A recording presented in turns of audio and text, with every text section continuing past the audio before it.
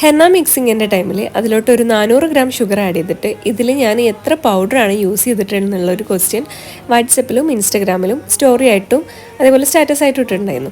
അപ്പോൾ എനിക്ക് ഇൻസ്റ്റഗ്രാമിൽ അധികം റിപ്ലൈസ് ഒന്നും വന്നിട്ടുണ്ടായില്ല, പക്ഷേ വാട്സപ്പിൽ കുറച്ചൊക്കെ റിപ്ലൈസ് വന്നിട്ടുണ്ടായിരുന്നു. അപ്പോൾ ഞാൻ ഈ ഒരു വീഡിയോ ജസ്റ്റ് ഇടുന്ന സമയത്ത് ജസ്റ്റ് ഒരു ക്യാപ്ഷൻ കൊടുത്തതായിരുന്നു അത്.